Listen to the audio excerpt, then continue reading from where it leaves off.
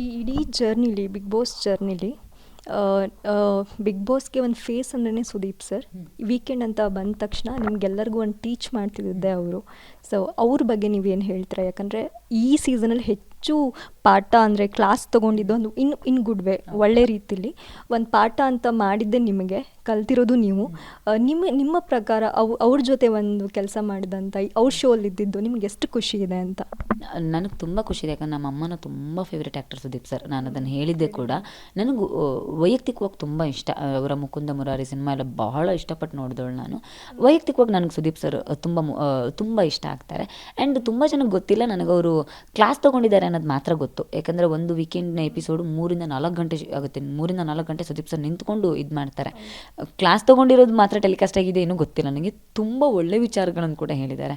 And ಎಂಡಲ್ಲಿ ಅವ್ರು ಹೇಳ್ತಿದ್ದ ಮಾತು ಮತ್ತು ನನಗೆ ಬಹಳ ವಿಶೇಷ ಅನಿಸಿದ್ದವರು, ಹೊಸ ಜನವರಿ 1ಕ್ಕೆ ಅಂತ ಅವ್ರು ನನಗೆ ಕಳಿಸಿದ ಗಿಫ್ಟು, ನನಗೂ ರಜತ್ಗೂ ಅವ್ರು ಕಿವಿಯಲ್ಲಿ ಗಿಫ್ಟ್ ಹಾಕಿ ಕೊಡ್ತಾರೆ.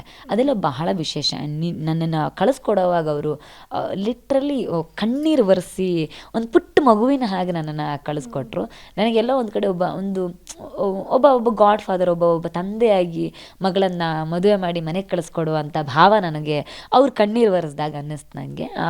ಬಹುಶಃ ಬಿಗ್ ಬಾಸ್ ಅನ್ನೋ ಒಂದು ದೊಡ್ಡ ಮನೆಗೆ ಅವರೇ ತಂದೆಯಾಗಿ ನಿಲ್ತಾರೆ. ಆ ಭಾವನೆಯಲ್ಲಿ ನಾನು ಯಾವಾಗಲೂ ಅದನ್ನು ನೋಡ್ತೇನೆ. ತುಂಬ ಎತ್ತರದಲ್ಲಿರ್ತಾರೆ.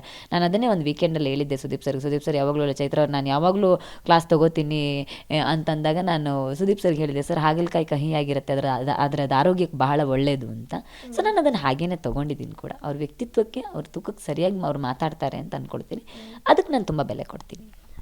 ಅವರೊಂದು ಮಾತು ಹೇಳ್ತಾರೆ, ನೀವು ಎಷ್ಟು ಸತಿ ಕಳಪೆ ತೊಗೊಂಡ್ರಿ ಅನ್ನೋದು ವಿಚಾರ ಆಗಲ್ಲ, ಉತ್ತಮ ಅನ್ನೋ ಒಂದು ಪಟ್ಟದಿಂದ ಈ ವಿಡಿಯೋ ಕ್ಲೋಸ್ ಆಗುತ್ತೆ, ಅದು ನೀವು ಮಾಡಿ ತೋರಿಸಿದ್ದೀರಾ ಅಂತ ಒಂದು ಮಾತು ಅಂತಾರೆ. ಸೊ ಅದಕ್ಕೆ ಈ ಪೂರ್ತಿ ಬಿಗ್ ಬಾಸ್ ಅನ್ನೋ ಪ್ರಯಾಣದ ಸಾರ್ಥಕ್ಯ ನನಗಲ್ಲೇ ಸಿಗೋದು. ನಾನು ಜೀವನದಲ್ಲಿ ಯಾವಾಗಲೂ ಅದನ್ನು ತುಂಬ ನಂಬ್ತೀನಿ.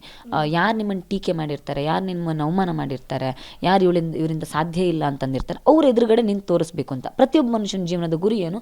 ನನ್ನನ್ನು ಅವತ್ತು ಆಡ್ಕೊಂಡಿದ್ರು ಗುರು, ಅವ್ರ ಎದುರುಗಡೆ ನಾನೇನು ಅಂತ ತೋರಿಸ್ಬೇಕು ಅನ್ನೋದೇ ಎಲ್ಲ ಮನುಷ್ಯರ ಸಹಜವಾದ ಆಸೆ. ಆ ಬದುಕನ್ನು ನಾನು ಗೆದ್ದಿದ್ದೀನಿ. ಯಾರು ಇವಳಿಗೆ ಆಗಲ್ಲ, ಇವಳಿಗೆ ಫಿಸಿಕಲ್ ಟಾಸ್ಕ್ ಆಗಲ್ಲ, ಇವಳು ಜಗಳ ಮಾಡ್ತಾಳೆ, ಇವಳು ಮಾತಾಡ್ತಾಳೆ, ಇವಳು ಅದಕ್ಕಿಲ್ಲ ಇದಕ್ಕಿಲ್ಲ ಅಂತ ಕಸದ ಬುಟ್ಟಿಗೆ ಹಾಕಿದ್ರು, ಯಾರು ಕಷಾಯ ಕೊಡಿಸಿದ್ರು, ಯಾರು ಕಳಪೆ ಕೊಟ್ಟಿದ್ರು, ಅವ್ರುಗಳೇ ಒಂದಿನ ಕೊನೆಗೆ ನಿಂತ್ಕೊಂಡು ಅವರೇ ಹೇಳಿದ ತಪ್ಪು ಅನ್ನೋದನ್ನು ಒಪ್ಪಿಕೊಂಡು ಎಲ್ಲೋ ಒಂದು ಕಡೆಯಲ್ಲಿ ಉತ್ತಮ ಕೊಡ್ತಾರಲ್ಲ. ಬದುಕಲ್ಲೂ ಪ್ರತಿ ಮನುಷ್ಯ ಅಂಥದ್ದೇ ಏನು ಗೆಲುವನ್ನು ಪಡಿಬೇಕು ಅಂತ ನಾನು ಅಂದ್ಕೊಳ್ತೇನೆ.